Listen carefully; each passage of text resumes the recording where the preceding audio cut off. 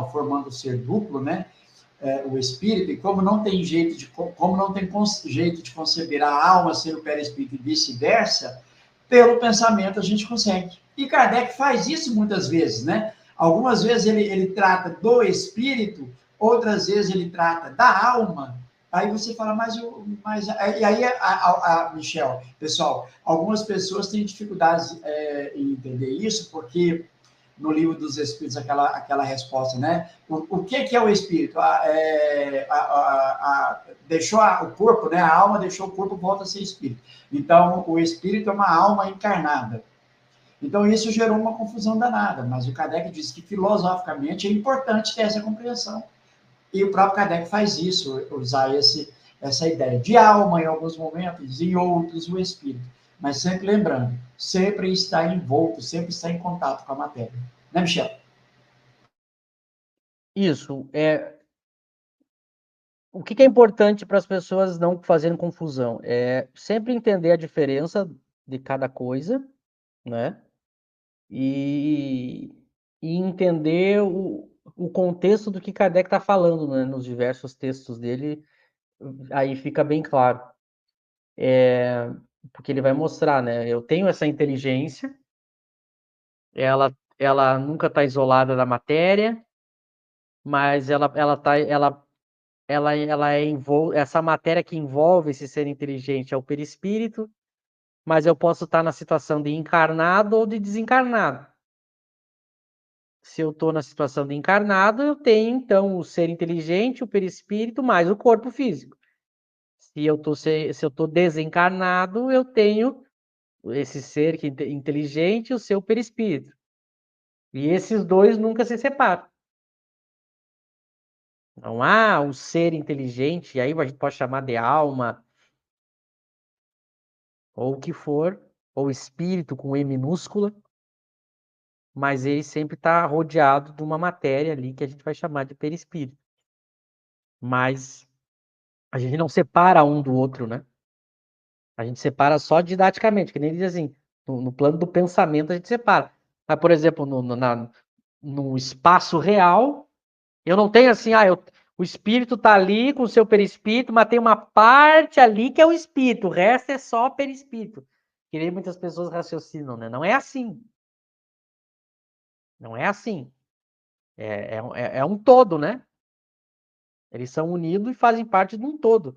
Não tem uma partezinha porque era muito comum na minha época de movimento espírita que o pessoal queria desenhar a alma.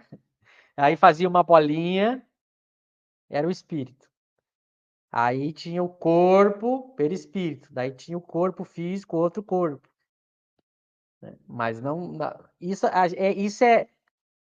como é que a gente chama isso? A pessoa pega o conceito didático só para entender e ela tenta materializar isso. Só que materializar não funciona, porque é tudo uma coisa só. Quando a gente está, por exemplo, encarnado num corpo, não tem uma partezinha aqui dentro, um ponto em mim, que é a alma, depois veio o perispírito, aí depois veio o corpo. O pessoal pensa que é camada, né? E eu sei que o próprio movimento espírita ensina assim. Não é assim. O ser todo é unido, é espírito, perispírito e corpo quando está encarnado. Não tem uma parte do corpo que não tem ali o espírito ocupando, o perispírito ocupando.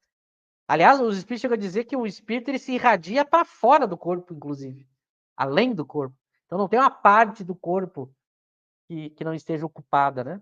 E a mesma coisa, quando a gente sai desse corpo físico e tem só a alma e o perispírito, a gente diz os dois, mas eles estão sempre unidos com um todo, né? Não, uma parte. Não é assim. Então a gente não pode confundir aquilo que é didático e tentar materializar, tentar desenhar. Tem livros no movimento espírita sobre isso. Aqui tem uma camada, depois tem outra camada. Kardec não faz isso, porque isso é uma bobagem. É não entender a teoria. Eu separo. Os espíritos estão dizendo na 26. No pensamento eu separo, mas na vida real eu não separo. Então, isso é muito importante as pessoas saberem para não ficar pensando ingenuamente, né? Michel, seria Baseando, eu vou me basear na resposta dos espíritos, a gente vai chegar lá quando ele vai dizer que não há um vácuo no universo. Então, o universo ele é preenchido ou ocupado por uma matéria, né? E que a teoria espírita adota o nome fluido cósmico universal. Então, entendendo que não há o vazio em parte alguma do espaço, do universo. Aonde o espírito for, claro que ele vai estar revestido ou mergulhado nesse fluido. Esse exemplo aqui, mas só como um exemplo bem fraco, imaginando uma baleia, não, um peixe que, né, fica sempre dentro da água, no fundo do oceano. Em qualquer lugar que ele for, ele sempre vai estar mergulhado no oceano, sempre em volta vai ter água, né? Ele está mergulhado. Esse exemplo daria para ter uma ideia mais ou menos disso, Michel? Exato, essa analogia é perfeita.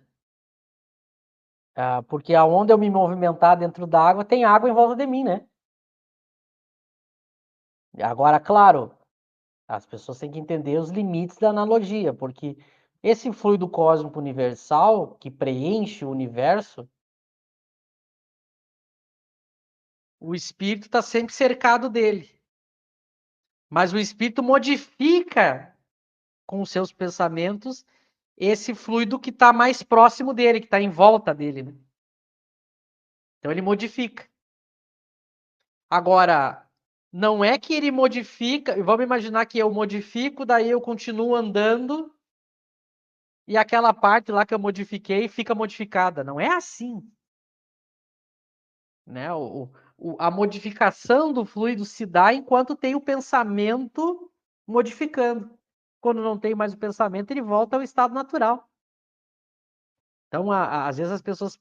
Aliás, esse povo que me manda mensagem que defende André Luiz não entendeu isso, né?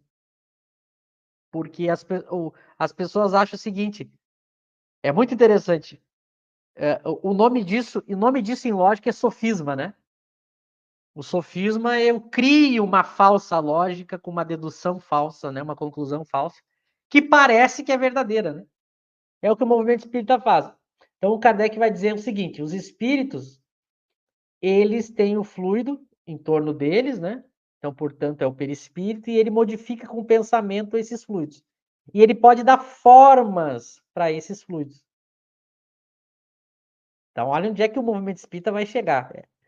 Aí, o que o Kardec descobriu com as manifestações? Os espíritos, eles podem aparecer, a forma deles, com objetos que eles tinham em vida.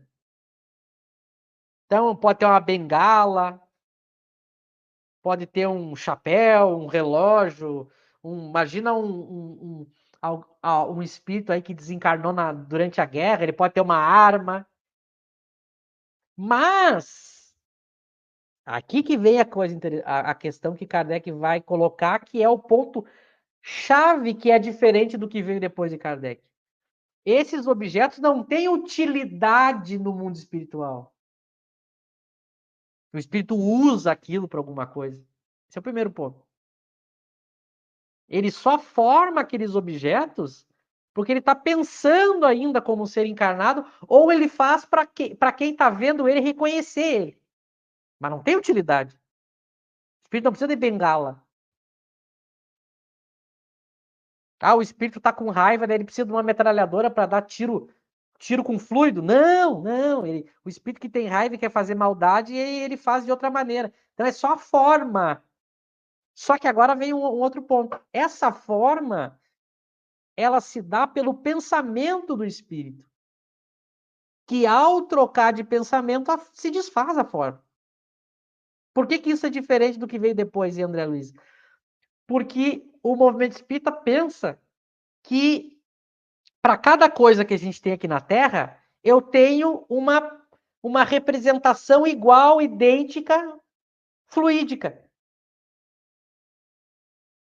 O Kardec vai chamar lá no Livro dos Médiuns de duplo etéreo. Por que é duplo? Porque é uma cópia e é etéreo porque é fluídica. Então, imagina, eu tenho essa caneca aqui, né? Então, tem a versão dessa caneca fluídica. Então, é assim que o pessoal do André Luiz raciocina. Eu tenho objetos que são a forma fluídica dos objetos daqui. Então, a metralhadora que eu citei, a bengala,